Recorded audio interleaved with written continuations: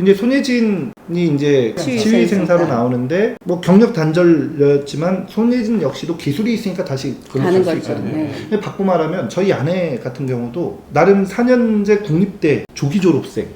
정말 올 에이플 그 성적표가 있다는 걸 저는 처음 아내를 보면서 처음 알았는데 그런 나름의 이제 우수한 인재였음에도 불구하고 이제 저 만나서 이제 결혼 전에는 이제 신문사에서 신방과를 나왔으니까 신문사에서 작은 신문사지만 그래도 일을 했어요. 결혼하고 이제 임신하고 애를 낳고 육아하는 동안 그런 언론사에 재취업할 수가 없는 거야. 그렇죠. 이제 워낙 제가 박봉이다 보니 일은 해야겠어. 그러니 헬스장에서 만났나? 헬스장에서 만난 어린이집 원장님을 만나서 어찌어찌 하다가 보육교사 자격증 취득하고 해서 이제 막 하고 지금은 뭐 웬 회사에 가서 막 민원 전화 받는 일을 하거든요.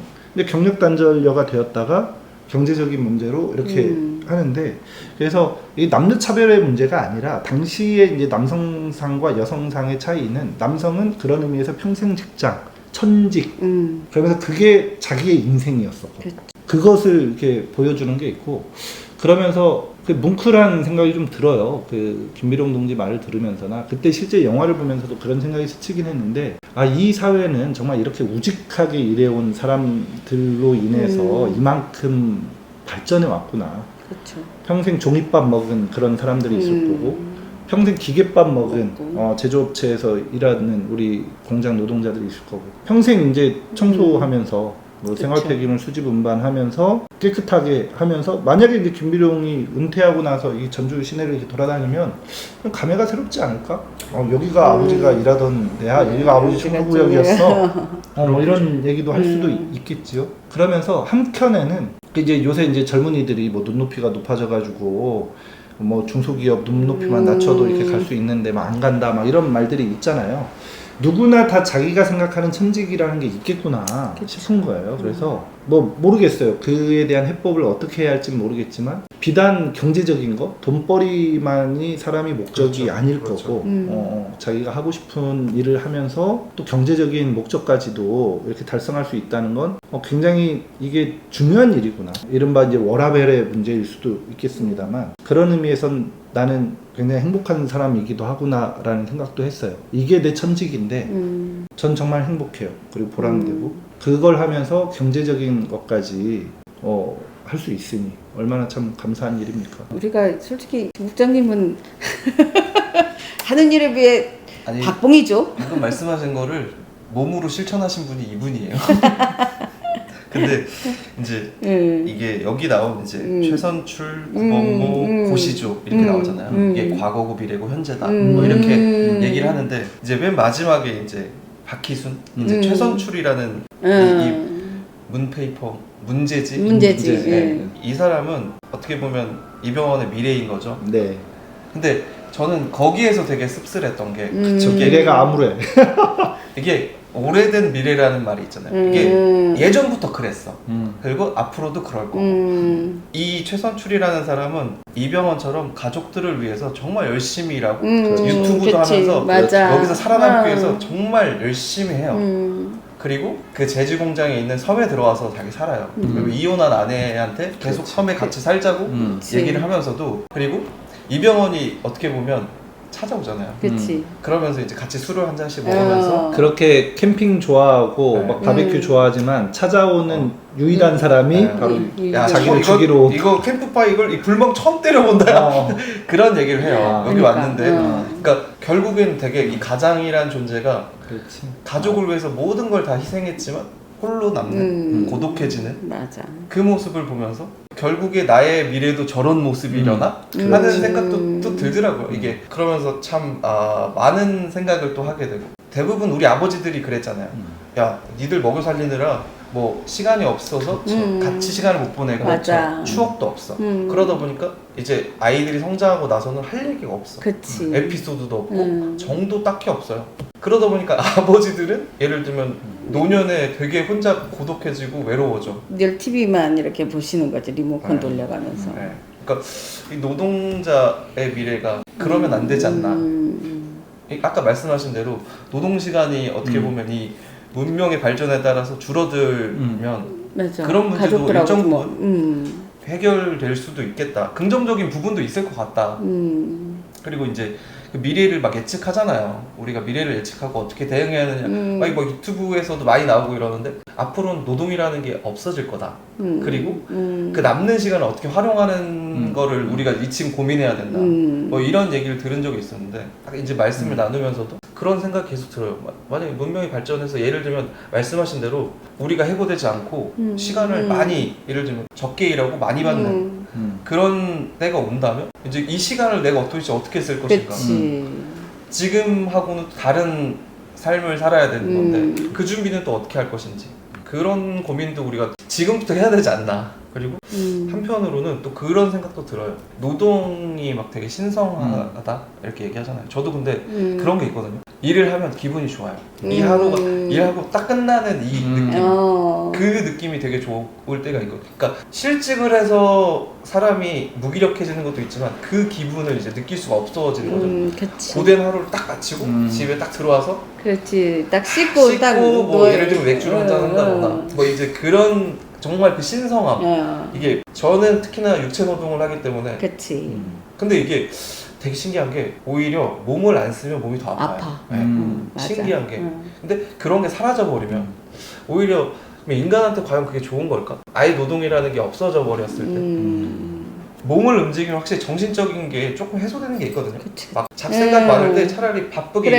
일하고 막 땀 흘리고 이러면 조금은 나아지는 게 있어요. 그래서 이제 다들 골치 아픈 일이 생기면 현장으로 가고 싶어하는 그 현상이 사실은 뭐 있지 않을까. 그러니까 뭐 이제 예단할 수는 없지만 그 미래가 되어도 전 노동이 없어진다 생각하진 않아요.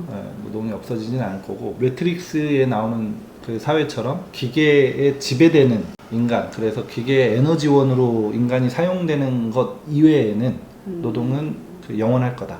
이제 육체 노동의 양은 줄어들 수 있지만 정신 노동이나 이런 건 계속 이루어질 수밖에 없고 그 양태는 많이 바뀌겠죠. 저는 이제 그 자기의 경쟁자를 제거하면서 이제 재취업을 하려고 하잖아요. 굳이 제거를 해야 되나? 그러니까 같이 살면 안 되나? 이런 생각이 좀 들었거든요. 예전에 이제 제가 강사로 다닐 때는 학교에서 이렇게 상담사 뽑을 때가 있어요. 그러면 제 일정이 안 되면 저는 연락을 해요. 제 친한 사람한테. 야, 여기 어디서 뽑는데 내가 서류를 못 내면 너라도 가서 거기 가서 좀 해. 이렇게 해서 저 사실은 제가 썼던 사업계획서나 아니면 그 막 10회기짜리 계획서들을 주기도 했거든요. 그래서 사실은 그렇게 살면 안 되나? 이런 생각이 사실은 그러니까 들었거든요. 그것도 박찬욱 감독이 전 얘기해줬다고 봐요. 그래서 어쩔 수가 없는 거예요. 어쩔 수가 있을 때는 사람은 어쩔 수가 있는 행동을 합니다. 근데 그게 나의 이익에 결정적인 영향을 미칠 때는 어쩔 수가 없게 되는 거예요. 그게 이 영화에서도 아까 김비정 동지도 얘기했지만 처음에 살이는 굉장히 어려웠는데 그치. 나중엔 쉬워지거든요. 처음에는 자기 팀원들을 위해서 반장으로서 막 손을 써가면서 나는 이걸 도끼질이라 한다. 한국에서는 모가지라고 해. 그러니까 자기는 해고될지 몰랐을 때는 그렇게 적극적으로 나섰잖아. 근데 이제 내가 해고되고 이게 내 현실로 박두하니까 어쩔 수가 없는 거야. 일단 내가 살아야겠거든. 그래서 그런 너그러움은 굉장히 뭐라 그러죠? 이게 사치스러운 느낌? 그게 좀 재밌는 건 우리가 아까 이거 촬영 전에도 얘기했지만 이게 그럼 위선의 감정이냐 아니면 그냥 본능이 그러한 거냐. 그러니까 그치. 나랑 상관이 없을 땐 도와주고 싶고 맞아. 이 사람을 죽여야 내가 살 수 있을 때는 그냥 오징어 게임이라는 그 이제 영화가 그거를 굉장히 적나라하게 보여준 거잖아요. 인간 심리라는 인간 심리라는 거. 그러면서 굉장히 참 우리가 그 씁쓸하게 본 장면들은 이제 아까 또 구본모하고 이하라가 이제 여메란이 이렇게 바람 피는 장면을 내가 죽일 대상인데도 불구하고 굳이나 이 친구한테 그 고통을 주고 싶진 않은 거야. 안 보이게 하고 싶어서. 그래서 자기가 이 고추나무를 이렇게 들어가지고 원래 이게 그 최선출을 이렇게 죽이려고 했다가 만든 그 이름 고추 회사잖아. 고추 회사 인사팀장으로 전화를 해서 그걸 못 보게. 이 심리는 뭐냐 이거예요. 그치. 그래서 그 심리가 저는 그 주인장께서 말씀하신 평상시에는 내가 너그러울 땐 베풀잖아. 실제로 그랬다면서요. 그러니까 박상희 팀장으로서 잘 나갈 때 군산에서 잘 나가는 사회복지사였을 때는 주변에 친구들이 많았지만 많았죠. 정작 해고되니까 네. 다 떠났죠. 이 얘기를 누가 했냐면 최강욱이 그 얘기 하더라고. 이 사람 서울대 법대 나오고 군검찰 나오고 뭐 국회의원도 하고 잘 나가던 사람이었는데 이제 윤석열한테 이렇게 철퇴를 맞고 이제 의원직 잘리고 백수 신세 되니까 그 주변에 막 친했던 형님 동생 했던 사람들이 아무도 연락을 안 하더라. 그러니까 난 이 알량한 우정 이것도 어떤 의미에서는 일반화된 뭐 보편적이라고까지 이렇게 뭐 말하기는 좀 뭐합니다만 사람들의 본능과 같은 건가? 영화 속에 그런 부분이 있었어요. 최선출과 유만수가 만나서 술을 먹으면서 서로 막 그 제지 얘기를 막 하면서 이병헌도 사실은 25년을 제지 업계에서 일을 했고 자기만큼 잘 알고 능력자라는 걸 알아봐요. 그래서 말이 잘 통하니까 그치. 술을 먹게 된 거고 그치. 서로 막 야자 하면서 술을 더 먹으면서 너 같은 애가 한 명 더 있으면 좋을 텐데 그치. 이런 얘기를 하거든요. 그렇죠. 근데 야 그럼 네가 잘 좀 얘기해줘봐. 근데 얘기하지 않죠. 왜냐면 아까 말씀하신 대로 그러면 얘가 나도 대체될 수도 있으니까 그런 결정적일 때에는 사실 선의로 얘기를 했다가도 그런 순간이 되면 결국에 본능적으로 자기 생존을 위해서 그런 것들이 좀 발현이 되지 않나. 이기적인 그 모습이. 저는 이제 아라랑 이제 그 유만수가 구본모를 죽일 때 갑자기 노래가 막 커져가지고 예. 그 노래는 되게 흥겹잖아요. 고추장 일부러 고추장자리. 통성이 안 들리게 하려고 물론 확 올리죠. 올렸는데 막 그러는데 남들이 봤을 때 밖에서 들었을 때는 막 굉장히 경쾌한 노래인데 안에서는 막 이렇게 몸을 움직이고 막 갑자기 여기 총을 맞았는데 누르고 막 그래서 이성민은 막 고통스러워하고 막 그런 모습을 보면서 와 정말 뒹구는 건데 뒹구는 것의 장면도 사실은 중의적으로 해놨어요. 사실은 총을 탈취하기 위해서 뒹구는 건데 이성민 입장에서는 그 오해하고 있는 거잖아요. 불륜 상대라고. 근데 그 사람들이 내 눈앞에서 이렇게 뒹구는 모습으로도 이렇게 비춰질 수 있게 그렇죠. 이게 이제 박찬욱의 이제 천재성이라고 해야 하나요? 그러니까 보니까 좀 리뷰를 찾아보니까 박찬욱 감독이 워낙 이제 조용필을 좋아해서 언젠가는 조용필의 노래를 한번 쓰고 싶었다 하는데 와 정말 적절하게 잘 썼다고 봐요. 정말 최고의 장면. 정말 최고의 장면. 그 아마 다 공감하실 건데 아마 이 영화를 본 누구나 최고의 장면 하면 그 고추 잠자리 노래가 그리고 아까 이제 강렬하게. 김비룡 님도 얘기했지만 저도 동의하는 게 이제 구본모는 이제 유만수의 과거다라는 차원에서 과거니까 이제 과거에 이제 히트했던 노래를 이렇게 이제 틀어줄 필요도 있었던 거고 굉장히 경쾌한데 거기서 이제 살인이 일어나는 과정을 보면서 저는 이제 박찬욱하고 이제 같은 변태끼리 이제 되게 친한 이제 타란티노가 이제 떠올랐는데 타란티노의 작품 중에 이제 킬빌 유명하잖아요. 막 칼싸움하고 여자 그 야쿠자 맞아요. 네. 그 장면. 그러니까 일본식 정원 흰눈이 맞아, 쫙 맞아. 내리는 그래서 거. 더 전혀 살인이 안 일어날 것 같은 데에서 굉장히 잔인한. 아우. 근데 그 음악이 굉장히 경쾌하거든요. 네네. 그러면서 제가 볼 때 타란티노에 대한 오마주 아닌가 이런 생각 이런 생각이 좀 들었어요. 저는 이렇게 분재도 되게 특이했어요. 그 두 번째 살인할 때 이렇게 나중에 막 몸을 막 이렇게 그래서 사실은 사람 몸이 저렇게 구겨진다고? 그러니까 이제 유만수의 이제 성격을 이제 묘사하는 거이기도 하겠죠. 그래서 어떤 사람들은 유만수가 이제 마키아벨리즘 같은 이제 성격의 이제 소유자다 이렇게 이제 하는데 뭐 그럴 수도 있고 아닐 수도 있는데 이제 기술을 하는 사람이니 이제 손재주도 좋은 거고요.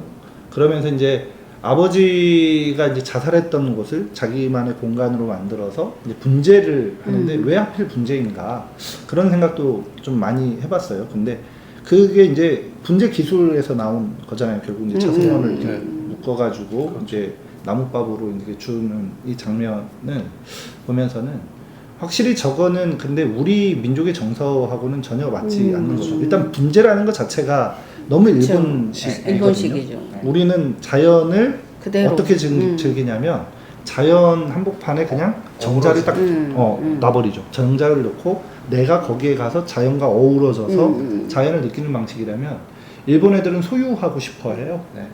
그래서 자연을 미니어처화하는 거죠. 분재로 만들어서 내 정원 자연의 이걸로 이제 만드는데 이병헌도 그런 의미에서는 이제 소유하고 그리고 소유욕이 굉장히 강한 사람인 거죠. 그리고 자기가 짜여놓은 틀, 자기 목표 그렇게 해서 이제 태어났던 아버지의 집을 자기가 사고 다 이루었다. 근데 그 이룬 것을 이제 한순간에 무너지는 것이 사실 실직인데 그 실직의 원인이 과연 무엇냐? 기술 개발도 아닌 거고 거기 나오는 극중 그 대립 인물들 이를테면 구본모나 뭐 고시조나 그 최선출이 아님에도 불구하고 그 분노의 방향이 잘못 그쵸. 설정돼 있다. 네. 잘못 설정돼 있다. 그거는 자본가들에 대한 분노로 표출돼야 하는데 맞아요. 그러지 못한 게 이게 너무 이 영화의 아쉬움이죠. 그럼 우리 노동자 민중들이 다 그렇게 우둔한가? 전 그렇게 생각하지 않거든요. 아까 제가 말한 박찬욱 감독의 향기다. 뭐 이런 생각도 좀 들고요. 네. 그러니까 왜 을끼리 싸우고 있냐? 그럼 아니면 그냥 단결해서 자본가를 맞습니다. 네. 싸워야 되는데 우리는 그렇게 하라고 배우는 것 같아요. 그러니까 영화를 보면서도 은연중에. 니네끼리 싸워. 니네끼리 맞아요. 싸워서 특출난 애가 올라와. 왜 우리 돈 갖고 있는 우리한테 대들라고 그래? 뭐 이런 느낌이지 않았을까? 라는 그렇죠. 생각이 그런 들죠. 감정이 가장 불편한 거죠. 그러니까 이제 뭐 영화 등장인물들 중에 누가 제일 인상적이었는지도 얘기를 하고 싶은데 일단 저부터 좀 말씀드리면 저는 이미리, 손예진 일단 워낙 미인이고 손예진 나온 영화들 다 좋아했어요. 특히 이 자탄풍 나온 그 뭐야 클래식. 클래식 클래식 보면서 어쩜 저렇게 죄송합니다 너무 네, 너무 그러신 다 거죠. 좋아했어요. 그렇지. 네. 너무 이렇게 내가 다 조인성과 너무 그렇지. 원초적으로가 되어서 그렇지. 너무 원초적으로 말씀드려 너무 죄송한데 아무튼 그 중년이 되어도 그 미모뿐만 아니라 연기력 자체도 그치. 아까도 말씀드렸지만 극중 이미리라는 그 굉장히 타산적이고 현실주의자의 모습을 정말 잘 연기했다. 그러면서 이제 이병헌의 이제 살인의 동기를 이렇게 심어주기도 해요. 네. 네. 그 한마디 무심코 이제 던진 것이 그래 저 친구만 없어지면 죽어서 없어지면 번개 맞아서 뭐 이렇게 이제 그러면서 이제 손예진이 하는 행동들을 보면 그게 어쩔 수가 없는 행동들인가? 많이들 이제 갈등을 하게 되고 근데 이제 문제는 뭐냐면 이제 박찬욱이 캐스팅을 잘했으면서도 캐스팅을 잘못한 이유가 예를 손예진 같은 미인들이 그런 연기를 하면 동화되거든. 나 같은 속물들은 동화되고 손예진을 응원하게 된다 자꾸. 그렇죠. 그치. 그러면서 영화가 다 끝나면 왠지 모를 씁쓸함은 남는데 아마 많은 분들이 그랬을 거야. 그 이병헌과 손예진의 범죄가 완전 범죄가 되기를 그치, 성공하기를 나도 모르게 응원한다니까. 나는 사실은 그런 사람이 아니거든. 난 원래는 되게 정의로운 사람으로 살고 싶은 사람인데 그치. 거기서 나오는 이병헌과 손예진의 그 행동은 전혀 정의롭지 않은데 그 극중 주인공이라는 이유로 그들을 막 우리가 응원하게 된다고. 내 모습이 투영되기 때문에 그런가요? 안 걸렸으면 좋겠고. 저 개인적으로는 그 우리 정읍 지부장님, 송은지 지부장님. 송은지 지부장님과 굉장히 난 닮았다는 생각이 좀 들었어요. 이번에 보면서 손예진이가. 외모요? 네, 외모가. 저는 그 염혜란 배우가 요즘 그때 제가 이제 폭삭 속았수다를 보고 나서 굉장히 그 강렬한 이미지를 가지고 있어서 그래서 그런가 이번 영화에서도 남편한테 막 하다가도 갑자기 이제 산속에 가서 또 남편한테 되게 다정다감하게 하다가도 뭐 화를 내다가도 윤활유가 필요해. 네. 그러다가 갑자기 또 이제 차승원이 뱀에 물리니까 막 이게 쭉쭉쭉쭉 빨아주고 막 이런 거를 보면서 와 대단하다. 저렇게 어떻게 저렇게 이렇게 모습이 확확 바뀌지? 남편이 들어오기 남편한테는 정말 이렇게 내조를 잘하는 부인처럼 보이면서 불륜을 하면서도 이렇게 확확 바뀌는 그 모습을 보면서 그리고 이제 오게티가 하나가 아버님이 분명히 베트남전에서 그 이병헌 아버지가 베트남전에서 총을 이렇게 와주고 왔다는데 북한죄라고 얘기를 하면서 그때가 북한죄가 맞나? 예. 있을 수 있는 설정이 베트남에 왜냐면 북한이 북도 파병을 했으니까. 그래서 그게 되나? 그리고 오게티 아닙니다. 여메란의 그 기억력은 대단하다. 그 총을 보면서 나는 찾아냈죠. 총을 모르는데 같은 총조 보는데 이렇게 많은 총 중에서 저는 그 예술가니까 그 예술가의 감수성으로 그 이미지에 대해서는 이미지 천재일 수 있어요. 전 그건 자연스러운 연결이라 생각합니다. 예술가로 나오니까. 저는 저걸 어떻게 찾아내지? 왜냐면 저 같은 경우 이렇게 많은 자동차를 봐도 저게 기아 자동차인지 현대 자동차인지 모르거든요. 저 같은 기계치들은. 그거는 아마도 관심도의 차이일 거예요. 여자분들이 그 립스틱 색깔을 구별하듯이 네, 남자들도 그러겠네. 구별을 못 하거든요. 사실은 이게 너무 다른 건데 사실은 구별을 못 하듯이 남자들도 똑같습니다. 다른 분야에 있어서는 같은. 근데 저는 아무튼 여메란의 연기가 되게 인상적이었습니다. 그래서 저런 배우들을 이렇게 특히 그렇잖아. 나이 드신 분이잖아요. 그분이 그 나이에도 저렇게 열정적으로 할 수 있는 게 우리 아까 말했던 경력 단절을 뛰어넘은 또 하나의 그런 일 아닐까 이런 생각도 들었죠.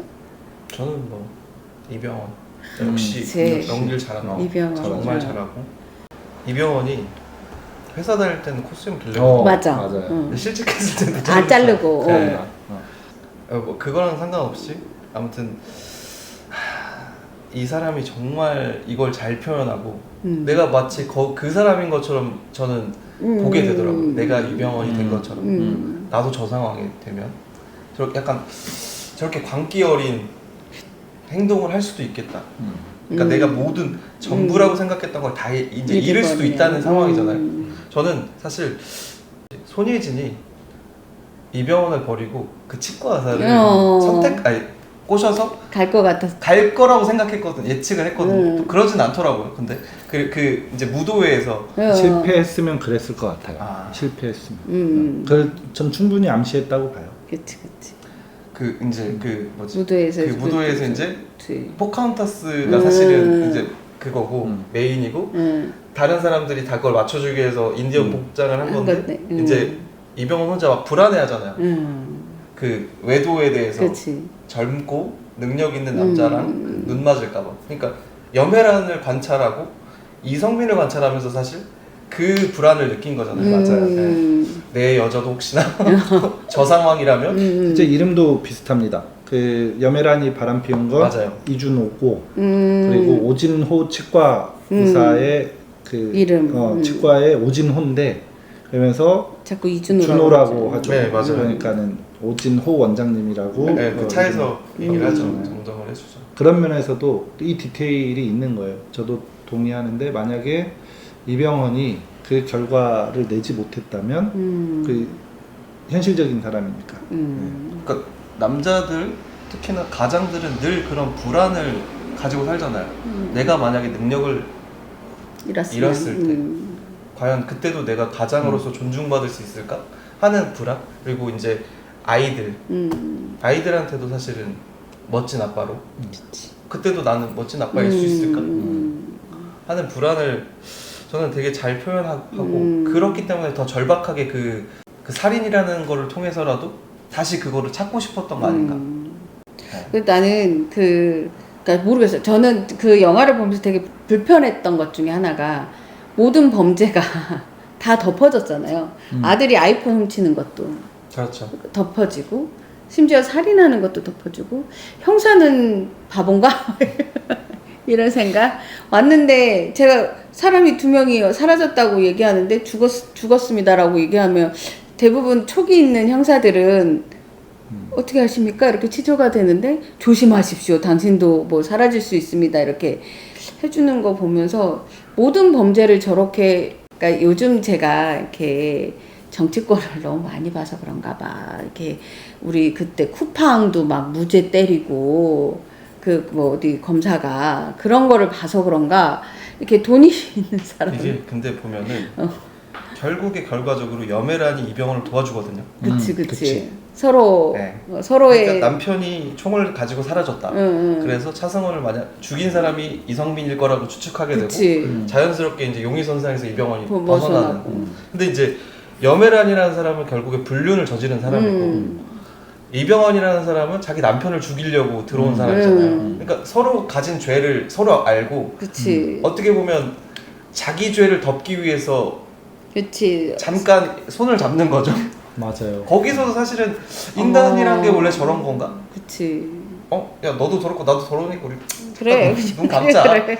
서로 그냥 우리 그냥 잘 넘어가자. 그리고 다음부터 그냥 서로 안 보면 되는 거 사이니까. 그러니까 씁쓸하면서도 저렇게 덮어지네. 그러니까.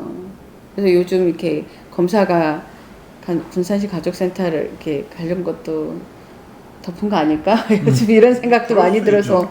저도 그래서 이렇게 모든 범죄들이 저렇게 덮어진다고 쉽게 아이가 마지막에 이렇게 그 작은 아이를 보면서 이제 제가 이렇게 상담을 하다 보니까 이 아이가 약간의 자폐를 갖고 있구나. 그러니까 자폐 아이들이 사실은 천재성을 가지고 있는 분야들이 있거든요. 그래서 이렇게 네, 통상은 그 남자아이가 자폐 스펙트럼이 좀 더 많죠. 그쵸. 근데 이제 여자애를 자폐로 그린 이유도 사실 좀 궁금하긴 했었죠. 그리고 이제 안 하다가 모든 게 해결이 되니 아빠가 출근하고 다시 재취업하고 모든 걸 해결하니 갑자기 아이가 모든 연주를 이제 집에서 해. 그래서 이게 무슨 뜻일까? 그러면 해결이 되면 만사가 형통한가? 이런 걸로 이렇게 이 사람은 결론 지은 건가? 이런 생각이 좀 들어서 그 장면을 보면서도 사실은 저는 좀 마음이 좀 씁쓸했어요. 그러니까 평상시에는 이제 그 띵까띵까 이렇게만 짧게만 보여주던 아이가 아빠가 이제 재취업해서 코시험 다시 기르고 인사하고 이렇게 다시 평온한 삶이 되었다.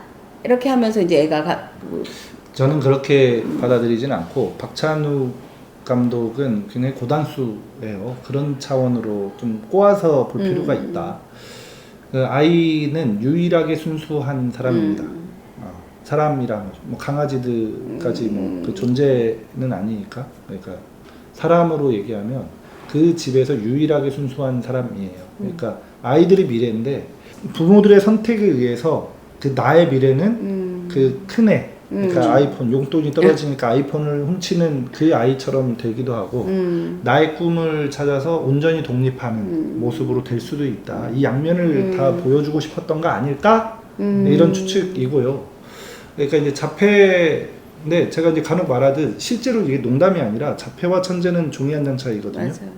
뭐 자폐 스펙트럼을 뭐 이렇게 표현한 영화들 굉장히 많고 뭐 당장 떠오르는 게 이제 마라톤. 뭐 이런 것들도 있고 한데 그 천재들이 자폐끼들이 있어요, 많이들. 네. 그게 이제 잘 개발되면 이제 천재로 확 나오는 거고 우리나라처럼 국영수, 사과 위주의 이제 입시 교육 위주로 하려 그러면 그 자폐는 그 성장의 걸림돌이라고만 이제 생각을 하는 거죠.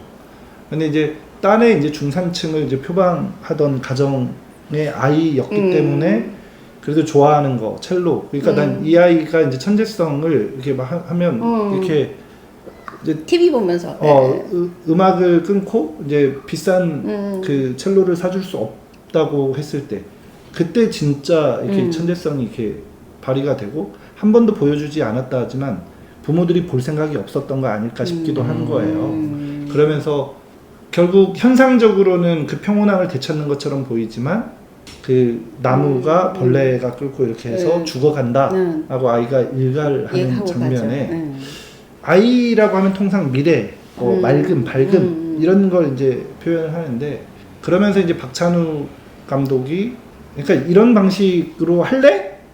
라고 이제 그 청중들한테 역으로 질문하는 모습이 아닐까? 당신은 그렇게 영화를 그려놓고 이게 맞아? 라고 역으로 질문하는 역설적인 거죠. 그게 비겁한 거라고 봐요. 그렇다면 그게 아니면 그 이외의 대안을 자기가 제시해야 하는데 당장 자신은 그 대안을 없는 건 아니죠. 대안을 제시할 용기가 없다고 보는 거예요, 저는. 그 정도 식자층인데 그럼 이 자본주의의 대안이 뭔지 알지. 근데 그렇게 했을 때는 국가범법으로 처벌받으니까 못할 뿐인 거예요. 개봉을 못하죠. 그러니까 아이가 이제 연주한 게 그 궁금해서 찾아봤어요. 그래서 마랭마레라는 이제 작곡가가 한 그 르 바디나주, 바디나주가 이제 불어인데 가벼운 농담, 장난, 희극적 문체, 역설인 거죠, 역설. 그러니까 말 그대로 그 연주 자체도 블랙 코미디인 거죠. 어떤 의미에서 그 곡을 아이가 완주를 하잖아요. 그치. 그건 이제 엄마가 이렇게 듣게 되고 아이의 비판이라고 봐요. 아이의 비판, 아이의 부모에 대한 내 부모에 대한 비판. 그런 부모를 몰라서 이제 넘어가는 거죠. 이제 엄마가 간밤에 해봤는데 돼지였어. 라고 하는데 큰애는 그것을 이제 순진하게 믿는 거죠. 엄마 말을. 저는 약간 다른 게 이제 아이가 결국엔 미래다. 요거를 얘기하셔서 이 아이폰을 이제 천장에서 꺼내잖아요. 그러다가 이제 담배를 발견하잖아요. 근데 이병헌이 주머니 속에 넣고 아들만 따로 불러서. 근데 그 아들은 결국에 의붓아들이잖아요. 손예진이 원래 전 남편하고 사이에 나온 아들이고 유대 관계에 있어서 조금은 자기 친 아들처럼 생각했겠지만 막 그 부부간의 얘기를 하잖아요. 이제 말할 때가 됐다. 뭐 이런 얘기를 하잖아요. 그러니까 항상 그 이병헌은 그 불안해. 유대 관계에 대해서 그 갈증 같은 게 있었을 것 같아요. 진짜 내 아들처럼 어떤 더 끈끈한 걸 가지고 싶은. 그래서 사실은 비밀을 공유하면서 이제 그 유대 관계를 가지게 되잖아요. 아들도 고마워. 엄마한테 말하지 않은 거에 대해서 되게 고마움을 느끼고 진짜 아빠라고 더 생각하게 되는. 그리고 이병헌도 그거에 되게 뿌듯해하는. 그리고 그 아까 말씀하셨잖아요. 간밤에 본 게 돼지 같다. 이걸 한 게 저는 사실 사람이라고 생각은 하지만 지금 이거를 깨고 싶지 않은 것 같아요. 그러니까 이 아이가 미래인데 그런 어떻게 보면 그런 비밀을 공유하고 어른들과 그런 걸 하면서 조금은 이제 그러니까 양 갈래 갈림길에 있는 거죠. 그죠, 맞아요. 이제 색이 좀 이제 때가 묻어가는 그 느낌이었어요. 큰 아들 같은 미래로 갈 거냐, 묵인하고. 아니면 둘째 같은 미래로 갈 거냐의 갈림길을 보여줬고 박찬욱은 뭘 선택할래? 그걸 오히려 역으로 청중들한테, 관객들한테 그 질문을 던지는 게 아니냐. 그 마지막에 이제 그 이병헌이 출근하는 길에 그 차 앞에 막 펄프들, 나무들이 쫙 있는 공장을 정말 이렇게 밀리면서 이렇게 들어가는 장면이, 그리고 막 이제 벌목을 하는 장면들이 있잖아요. 그래서 그런 모습들이 사실은 어렵게 들어간 그것 또한 이 사람 하나의 구속물? 그렇죠. 그렇게 보여지는 거고, 또 언제 이렇게 또 제거될지도, 이렇게 핀셋으로 하나만 이렇게 하면 제거될지도 모르는 그 노동자의 모습인 것 같아서, 그래서 사실은 좀 불편했다? 저는 불편했다.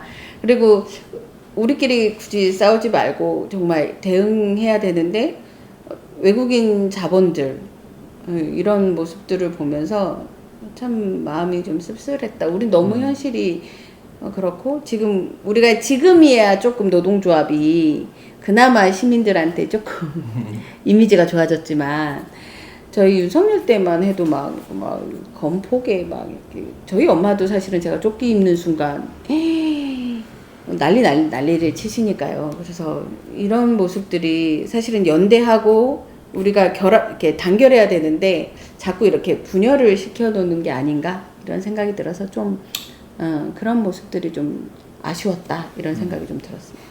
이제 뭐 마무리 전에 네. 그 확실히 이제 그 영화 자체로만 놓고 봤을 때 그 이제 요새 이제 영화들이나 평론가들이 대부분 워낙 뿌티적인 거 좋아하고 뭐 포스트 모더니즘적인 네. 이런 사조들에 이제 막 매료돼 있어서, 저는 근데 그런 사상으로는 그 결코 사람들을 위해 복무할 수 없다. 결국 예술이라는 건 사람의 자주성을 위해 복무되어져야 한다고 생각하고, 특히 영화는 종합 예술인 만큼 그런 사상이 가장 중요한데, 그런 면에서 삐딱선을 타고, 그러니까는 약간 좀 기괴하고 그 좀 보편적인 그 인간의 본성을 위한 게 아닌 작품을 만들었을 때 자꾸 높은 점수를 주는 거, 이런 거 좀 불편한데, 근데 뭐 그런 걸 떠나서 박찬욱 감독이 실제 이제 영화 감독으로서는 굉장히 천재적이고 이 작품도 굉장히 훌륭하고, 그리고 이 그 작품에 나오는 비유나 은유, 뭐 풍자 이런 것들도 굉장히 괜찮고, 하나하나 술 마시고 폭탄주 먹을 때 그 앵글, 그렇죠. 화면 구성이나 이런 네, 것들도 정말. 기술적으로도 훌륭하죠. 색감도 아주 네. 훌륭하고, 그쵸. 폭탄주 마시는 장면에 카메라를 대체 몇 대를 설치한 거야. 이 술잔 안에서 이렇게 찍은 것처럼 보여줘. 정말 내가 폭탄주를 마시는 듯한 느낌이 들게 네. 그거 한 장면 한 장면 연출하는 것조차도 그러니까 근데 이제 비유와 은유 이제 하다못해 이제 보면 뭐 태양제지 문제지 태양은 주로 이제 밝은 양을 상징한다면 문은 다르잖아요. 그 그럼 이건 뭐냐? 그러니까 실직 전은 태양인데 실직인 이후에 새롭게 들어가는 건 문. 이 다 이제 그 작자가 말하려고 하는 의도들이 있었을 거라고 봐요. 이제 이런 그 이름들도 그러하고요. 작중에 등장하는 이제 그 이름들도 그러하고 아까 말씀드렸듯 돼지를 살처분을 하는거나 강아지를 키우는거나 나무를 벌목하는거나 이런 것들에서 이게 주는 작자가 말하려고 하는 이런 비유나 이런 것들을 이 이후에도 그 이제 우리 청취자 시청자 여러분들도 이걸 보고 나서 그 나름으로 또 이렇게 해석도 해볼 수 있고 이런 여지가 굉장히 많다. 이런 요소들 여지들이 많은 영화일수록 저는 명작이라 생각하거든요. 네. 그런 면에서 기술적인 면에서는 확실히 천재다. 그쵸. 좀 이런 생각을 좀 했습니다. 이 영화는 결국 박찬욱이 말하는 자신의 변명, 뿌띠의 변명이기도 하고 자본가의 변명이기도 하다. 어쩔 수가 없다.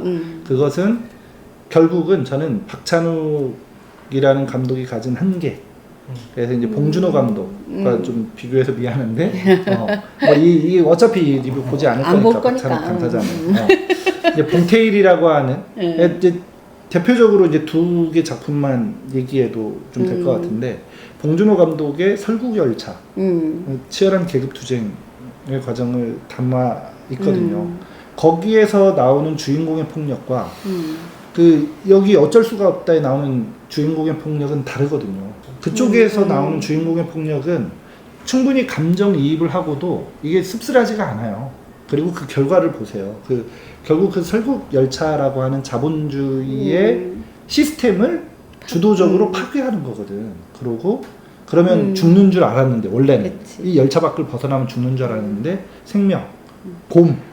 생명을 통해서 새로운 사회, 새로운 대안은 가능하다라는 것을 보여주는 거거든요. 네. 최근에 이제 깐느에서 이제 상을 받았던 기생충도 마찬가지입니다. 이거는 좀 더 이제 수직화된, 그러니까 원래 계급은 수직이에요. 근데 그것을 설국열차를 수평으로 이제 표현을 잘했죠. 수평으로. 근데 기생충은 그야말로 정말, 수직으로 잘했는데 그 비가 내릴 때, 홍수가 날 때 여기 상류층들은 미세먼지 가고 좋다 이렇게 할 때 끊임없이 내려오거든. 끊임없이 내려와서 지하 반지하는 홍수가 나 있는.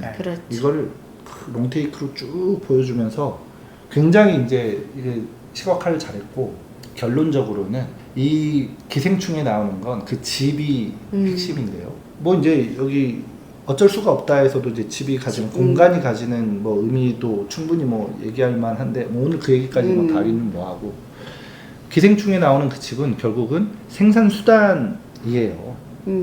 생산수단을 본래는 이제 우리나라 그 부자가 갖고 있다가 외국 자본한테로 넘어간 거예요. 그러면서 그 아들이 아버지 저에겐 꿈이 있습니다. 꿈이 생겼습니다.